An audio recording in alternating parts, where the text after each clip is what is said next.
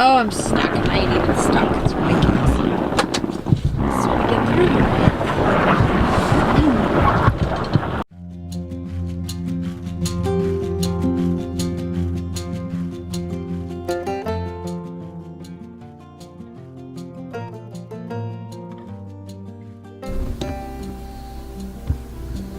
I'll give you a little bit of a tour of the place. So I am standing northeast of our place, and here it sits right here. There's the tree grove, and when we bought this place, this little place that you see right here was actually part of it. That was originally the Lutheran church sat there, and there was a parsonage, and here's the cemetery. And we went in and we cleaned up the old house. They had already moved the church away, and when we had bought the place, the church was gone, but the parsonage was still there. And we eventually tore all that down and buried it and cleaned up the lot. And we had a friend that had kind of started living there. He was needing a place to stay, and so he started living there, and then he ended up buying that. I think there's about 3 acres there. He ended up buying that 3 acres from us, and then a couple of years ago they sold it and moved away, and so now we've got new neighbors, but the whole place pretty much sits right there, and well, straight west of there is our stake ground. So you can, from this point, I'm at the highest point on our place. You can pretty much see the whole ranch from here. We sit north of the Niobrara River and north of the Snake River. Just south of us here is actually what they call Two Rivers, and it's where the two rivers come together. And so can't really see it. I'll zoom in as close as I can, but this is our neighbor's tree belt that you can see, and so to be down further from there is well, I'll try to get so you can kind of see as close as I can. Okay, so if we're looking straight down through there, those are the canyons of the river. I know it's really hazy this morning and you really can't see that, but it gives you an idea. We're probably about 4 miles off the river, the actual river itself. And we used to run some cattle down on the river. That was always interesting. And so anyway, we'll look back here to the north and kind of get back up over here. We've got several neighbors. Like I talked the other day, we've got really good neighbors. And so there's just a little community out here. We used to have a little country school up until about 5 years ago. And my kids all went through from kindergarten, well actually preschool, from preschool to 8th grade until they closed the little school. And it was a hard fight, and we had to fight to keep that little school open for as long as we did. We actually closed it down for a couple of years and went into the little town just north of us, and then we were able to get it opened back up for a few years. And our oldest daughter graduated 8th grade from there, and then the rest ended up moving on to the school. It's about 25 miles from here, and so now we're looking north. This is just kind of how the land lays north of here, and not all of this is ours. There's neighbors in this too, but you can kind of get to see it's just big rolling sand dunes. We're kind of like the Sahara Desert with grass. That's pretty much what the Sandhills are. And it took a long time for me to get used to living here, because I came from sagebrush and pine trees. I grew up in the Black Hills, or actually I didn't grow up in the Black Hills. I grew up on the edge of the Black Hills. We could see them from our house. Anyway, so yeah, we've lived here a little over 20 years, and I wouldn't trade it. I love the Sandhills now, and it takes some time to get accustomed to living here. The ground is shifty, and you got to learn how to manage the land so that you don't overgraze. Overgrazing can happen real easy in the Sandhills, and boy, if you overgraze and the wind gets to whipping the sand around, you'll get blowouts, what we call blowouts, and I can show you a blowout. and it's just where the vegetation is either overgrazed and it just is gone, and then the sand just gets to blowing, and it's really hard to heal a blowout once it happens.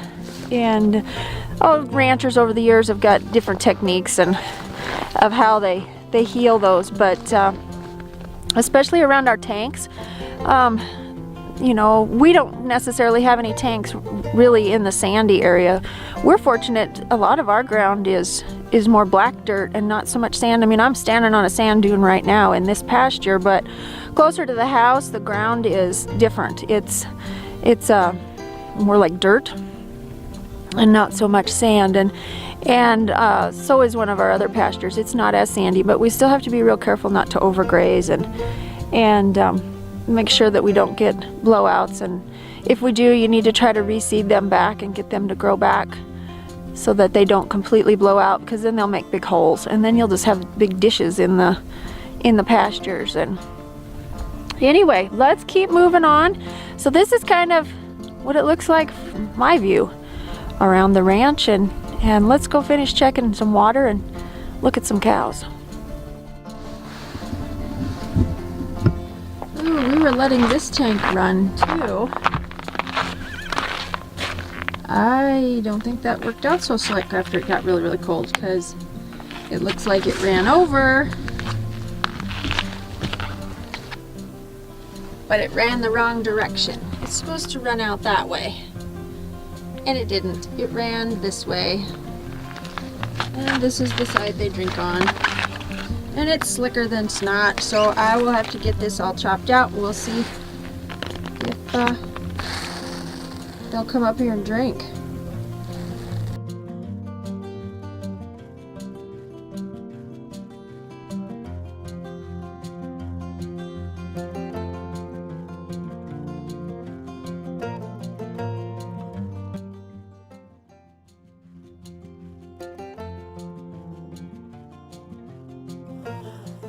Right there is where the water should be running when it overflows. So I'm going to break that open just a little bit.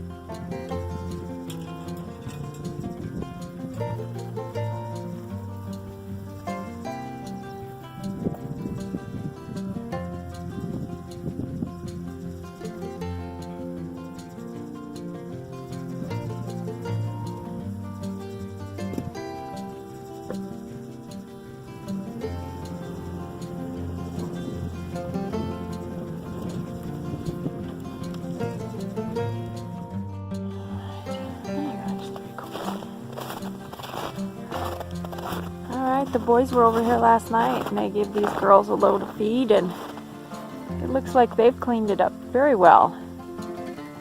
There's a few pickers out there, but for the most part they've cleaned it up. That's good. It is so still and quiet today. Crunchy snow. So for as cold as it is, it's actually really nice out. It'd be way cold if there was no sun, but You don't want to leave your skin exposed because I don't have my gloves on and my hands are already cold. But I think it's about 6 degrees now, and it's very tolerable for as cold as it is. I mean, I wouldn't want to be out here all day, but it's pretty nice. Everybody's very content, and it is so peacefully still.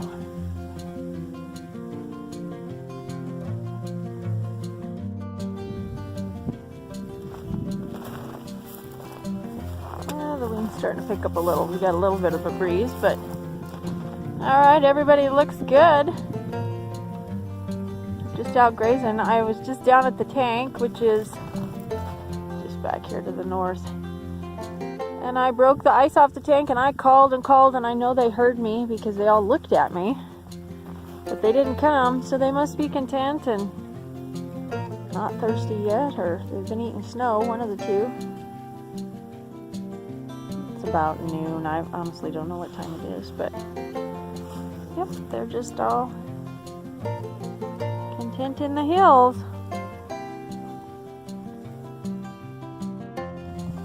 That's going to pretty much wrap up chores here on the Sandhillbilly Ranch this morning on New Year's Day.